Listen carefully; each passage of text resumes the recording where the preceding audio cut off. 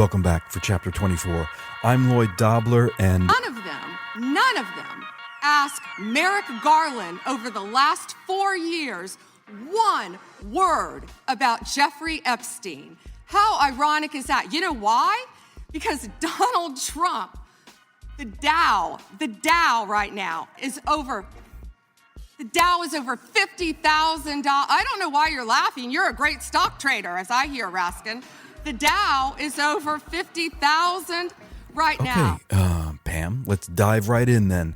Pam Bondi screaming the Dow is over 50,000 when asked about Epstein's co-conspirators is what happens when all that's left of whatever you thought the United States was or could be is simply theater. And I'm not talking about good theater like Andrew Scott's one-person Uncle Vanya. Have you seen that? Holy fucking shit, that is amazing. I mean, it's a tour de force, to be sure, but Pam Bondi and the Trump regime are fascism as a poorly executed college improv team, a never-ending open mic we can't shut down, a bulls on parade ballet of daily gaslighting.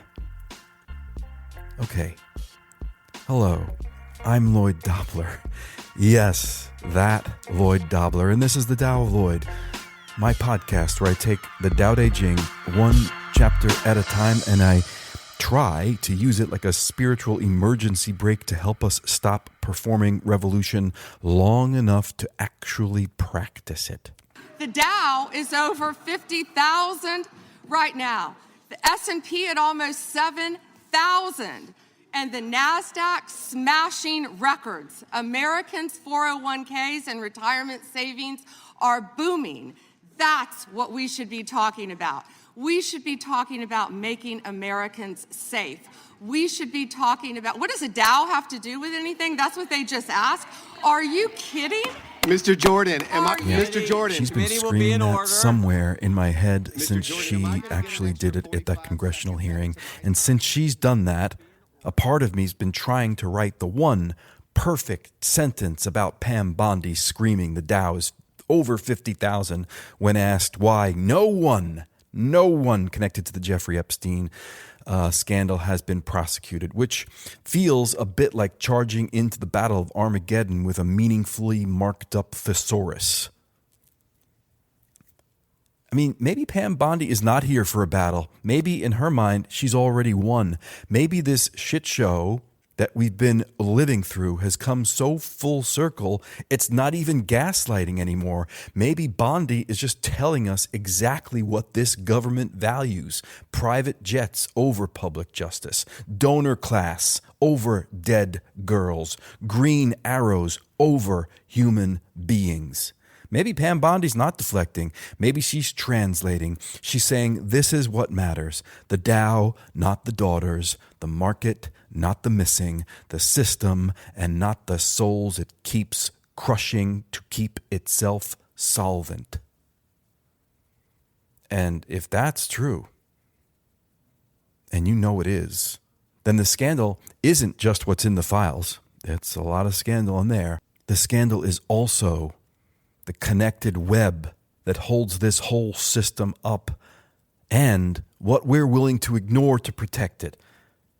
And listen, I'm not here to do a deep dive on Pam Bondi's career. You already know she's a Trump loyalist. You already know she promised there was a client list on her desk, and then the DOJ announced that there was no client list. You already know the surveillance accusations that the DOJ allegedly spied on lawmakers, reviewing the unredacted files, tracking which documents they examined.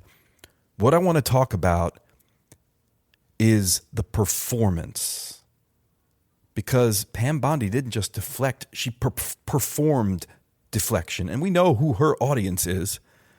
But that performance is the metaphor I'm interested in exploring this chapter, because I see exactly what she's doing. But then I sit down to write about it and I catch myself doing the exact same thing. I mean, not the same content, obviously. I'm not screaming about the Dow.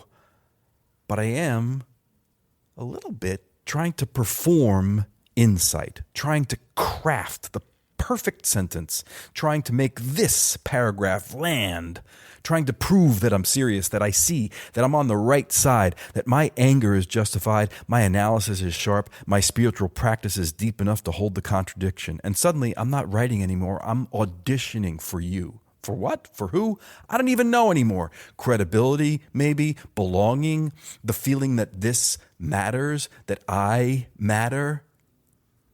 And the Tao is sitting there like a patient teacher, watching a kid show off on the playground, waiting for me to get tired enough to just sit down and listen.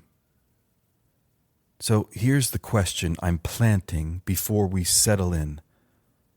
What would my life look like if I just did my job and then let go? What would your life look like if you just did your job and then let go? Because here's something I'm starting to suspect. The performance is the problem, not just Pam Bondi's performance, but ours. The constant need to be seen doing the work of quote-unquote opposition, the need to prove we're awake, we're activated, we're on the right side. What if the point is just doing your job and then letting go? Let that question work on your subconscious as we settle in for the reading. Okay, settle in, close your eyes, or don't. I mean, I'm still not your spiritual advisor, right? But really, unless you're currently trying to explain to your Uncle Jeb why the Tao being high doesn't mean that Jeffrey Epstein's victims got justice, just close your eyes and start the journey within. And take a long, slow, deep breath in through your nose and let it go. Like you're exhaling the need to be right about this moment before you've even lived it. Good. This is chapter 24 of the Tao Te Ching. He who stands on tiptoe doesn't stand firm. He who rushes ahead doesn't go far. He who tries to shine dims his own light. He who defines himself can't know who he really is. He who has power over others can't empower himself. He who clings to his work will create nothing that endures. If you want to accord with the Tao, just do your job and then let go.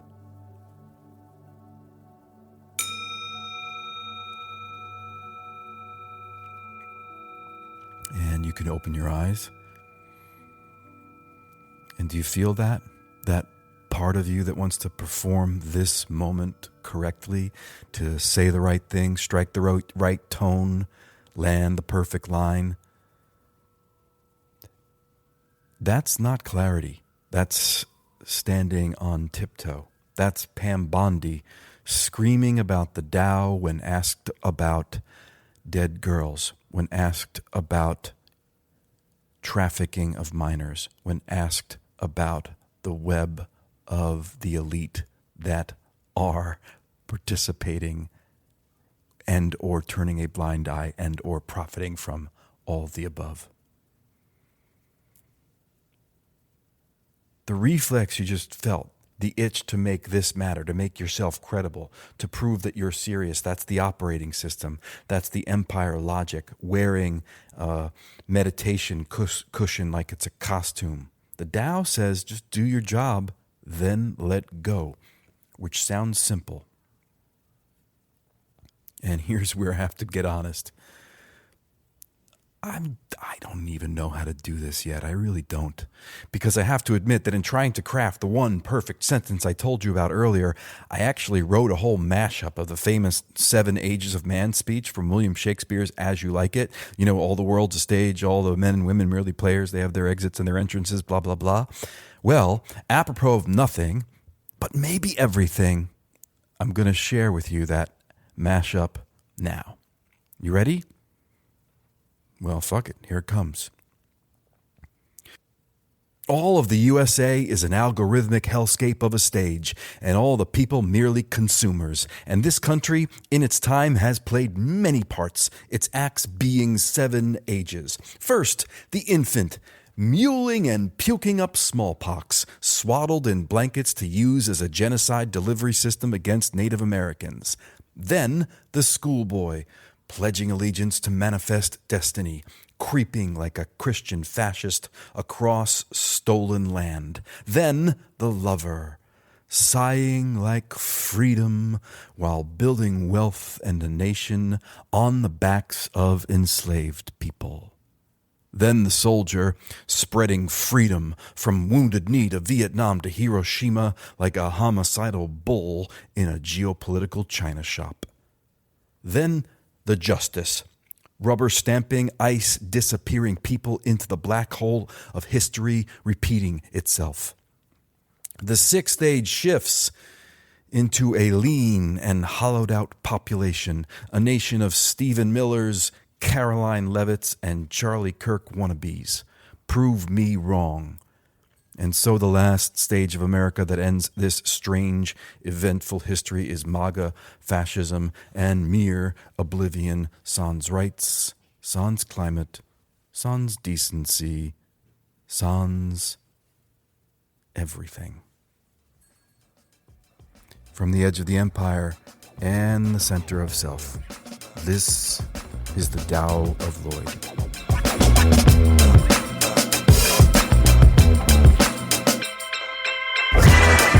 All right, friends, let's do some end credits, but let's make it mutual aid. If you want to help the Tao of Lloyd grow, hit the follow and subscribe button on your platform of choice. Then do a little tiny capitalist ritual that helps the show. Rate it, review it, and tap 5 stars like you're defusing a doom scroll time bomb. And please share this episode with one friend, one group chat, or one coworker who looks spiritually dehydrated. That's how this signal spreads. Thanks.